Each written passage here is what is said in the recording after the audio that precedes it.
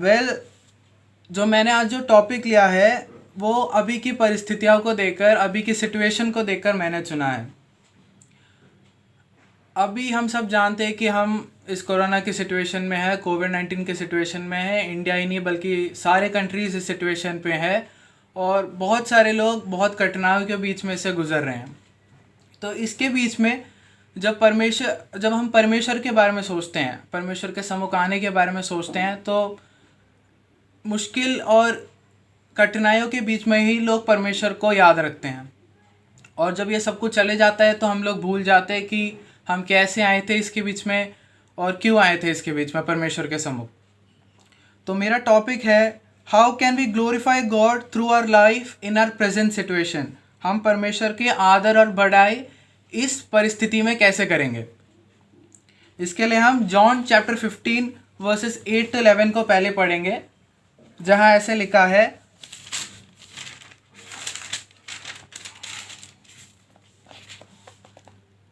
By this my Father is glorified, that you bear much fruit and so prove to be my disciples. As the Lord has loved me, you have I loved you. Abide in my love. If you keep my commandments, you will not abide in my love, just as I have kept my Father's commandments and I abide in his love. These things I have spoken to you, that my joy may be in you and that your joy may be full. जब हम इस वचन को पढ़ते हैं तब हम जानते हैं कि हमें परमेश्वर को कैसे ग्लोरीफाई करना है। इन 4 वचनों में बहुत ही शब्द रूपों में लिखा गया है। इस चीज़ के लिए इन्हीं वाक्यों में से 4 पॉइंट को हम निकाल सकते हैं, जो है फ्रूटफुलनेस को निकाल सकते हैं, लव को निकाल सकते हैं, ओबीडियंस को भी निकाल सकते हैं, जॉय को भी निकाल सकते हैं। फेथफुलनेस जिसका मतलब है परिपूर्णता, लव जिसका मतलब है प्रेम, ओबीडियंस जिसका मतलब है आज्ञाकारिता, और जॉय जिसका मतलब हो सकता है आनंद नहीं तो हर्ष। जब हम पहले जाते हैं फ्रूटफुलनेस में, इस परिस्थितियों के बीच में जब हम परमेश्वर से थोड़ा दूर हटके रहते हैं और परमेश्वर के सम्मुख अगर नहीं जानते हैं तो वहाँ पर हम फ्रूटलेसनेस में चले जाते हैं।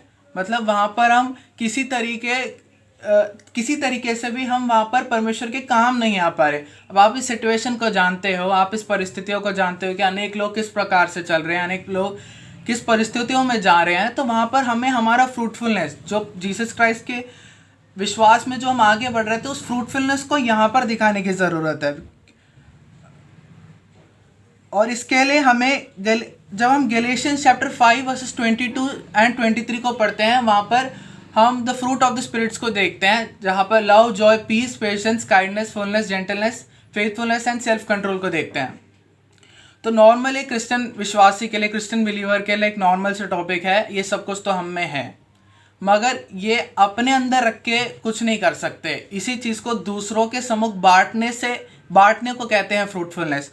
अब लव हम अपने परिवार लोगों के साथ रख के वहाँ पर दूसरों के लिए कुछ नहीं हो रहा है, हमें वहाँ पर प्यार बांटना है, हमें वहाँ पर जॉय को बांटना है, पीस को बांटना है। इस परिस्थितियों में अनेक लोग हैं जो शांति के बिना जी रहे हैं, उनको वो नहीं जानते कि अभी का सिचुएशन में से वो कैसे बाहर निकले। तो वहाँ पर उस परिवार के बीच में जाके वहाँ पर पीस और पेशेंस उनके बीच में बांटेंगे तो वो आपके लिए और उनके लिए एक फ्रूटफुलनेस का कारण बन पाएगा।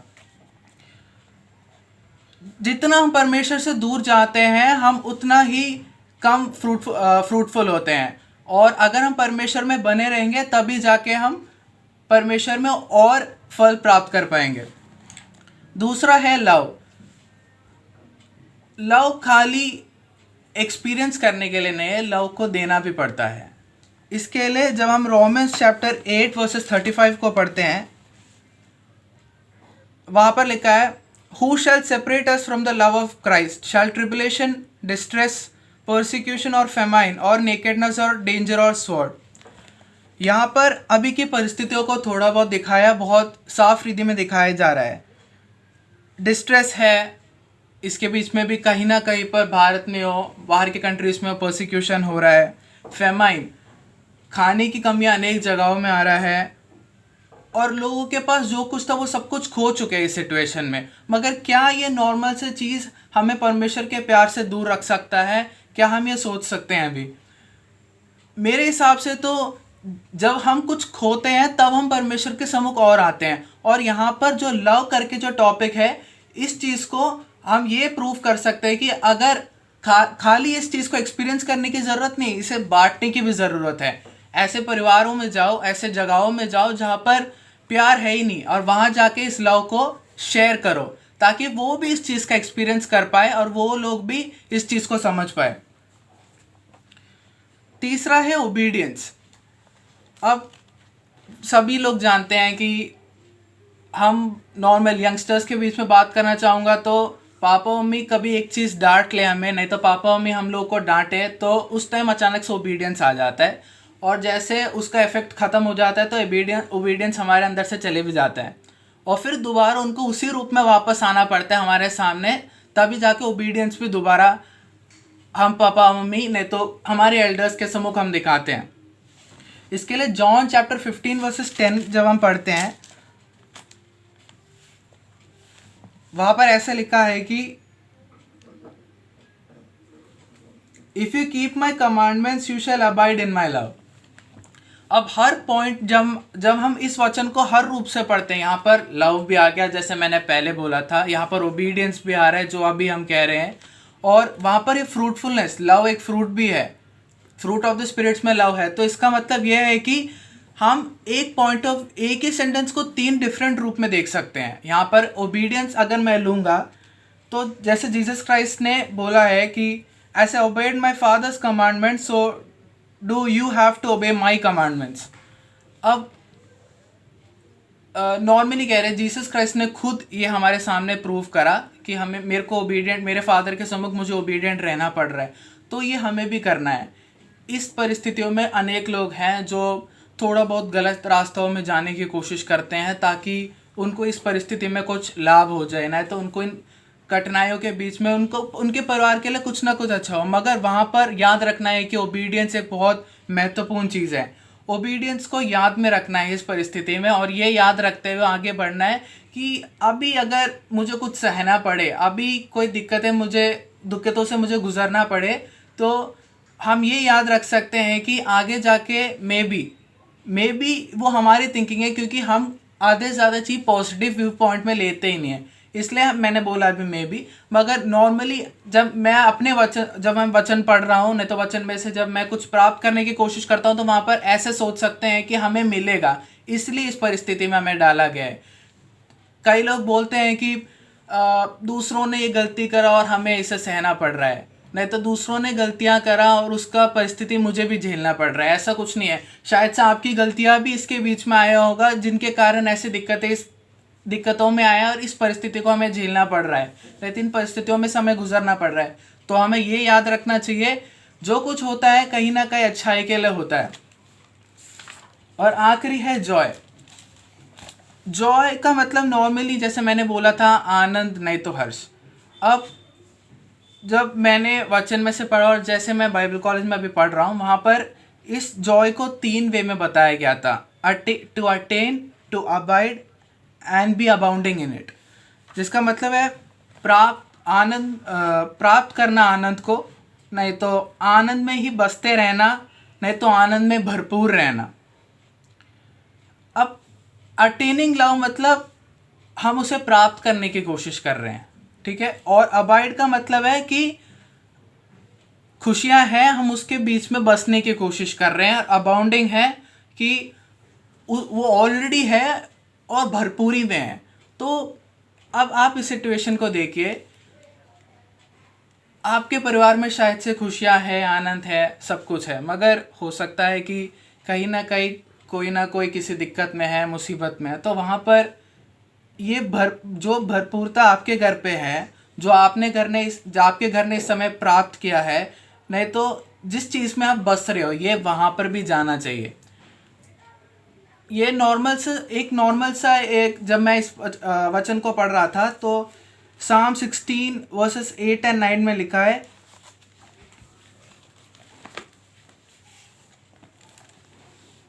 I have set the Lord always before me, because he is at my right hand and I shall not be shaken. Therefore my heart is glad and my whole being rejoices, my flesh also dwells secure. इसमें यहाँ पर ऐसा लिखा है कि I have set the Lord always before me. परमेश्वर को हमेशा मैंने मेरे सम्मुख रखा है. और इसके आगे because he is at my right hand. और ये भी कह रहा है कि परमेश्वर मेरे राइट साइड में है. मतलब इतना विश्वास अंदर रख के ये ऑथर यहाँ पर लिख रहा है. और उसके बाद ये भी लिखा है कि मैं इस मतलब आई विल नॉट बी शेकन, मतलब मुझे कोई दिक्कत नहीं होगी इसके हालातों में. और आगे ये भी लिखा है therefore my heart is glad and my whole being rejoices. और इसी चीज़ के बारे में मैं कह रहा था. इस सिचुएशन को सोच के, इस सिचुएशन के बारे में जान के वी शुड बी रिजॉइसिंग, नहीं तो we should be glad for the situation that we are in right now. अभी की परिस्थितियों को हमेशा रख के खुश रहना चाहिए. अभी की सिचुएशन को रख के हमेशा हमें ग्लैडफुल रहना चाहिए कि हाँ, हो सकता है कि आप नॉर्मली यही सोचें कि अभी सिचुएशन में अनेक लोग हमारे कलिशा में बहुत लोग हैं. मान लिए 60 लोग हैं, 65 लोग हैं, 70 लोग हैं. इसके बीच में लोगों की तबीयत खराब हुई.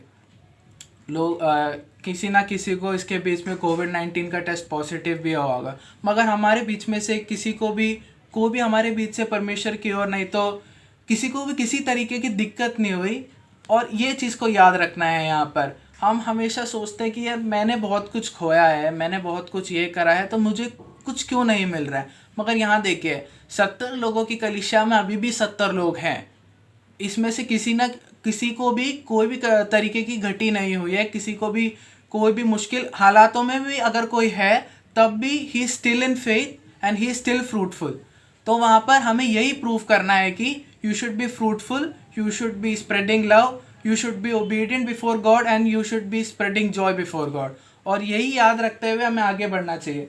तो मेरा फाइनल मॉरल मैं यही बांटना चाहूँगा कि अभी की परिस्थितियों को सोच के डरने की कोई ज़रूरत नहीं है. जैसे कि जब मैं बोलता हूँ तो मैं हड़बड़ी में हो जाता हूँ, और उसके बाद मैं सोचता हूँ कि मैं मेरे ही लोगों के सम्मुख बात कर रहा हूँ जिन्होंने मेरे बचपन से जाना है, और उन्हीं के सम्मुख मैं वचन बांट रहा हूँ. तो जो मैं कहना चाहूँगा वो समझेंगे. इसी थिंकिंग को आपको भी लेके चलना है कि मैं उसी परमेश्वर के सम्मुख हूँ जिस परमेश्वर के सम्मुख मैं बचपन में भी था, जिस परमेश्वर के सम्मुख मैं था जब मैं स्कूल गया था, उसी परमेश्वर के सामने हूँ जब मैं जॉब में था, और उसी परमेश्वर के सम्मुख हूँ जिसके सामने अभी मैं जिसकी आराधना और स्तुति कर रहा हूँ. तो परमेश्वर कभी बदला नहीं है. तो हमेशा इस चीज़ को लेते हुए हमें हमेशा ये याद रखना चाहिए कि हमें परमेश्वर के 4 रूपों में ग्लोरीफाई करना है, और हमेशा इसे याद रखना है. इसी रूप में मैं कहना चाहूँगा कि आप सभी को मेरा वचन अच्छा लगा होगा. Thank you.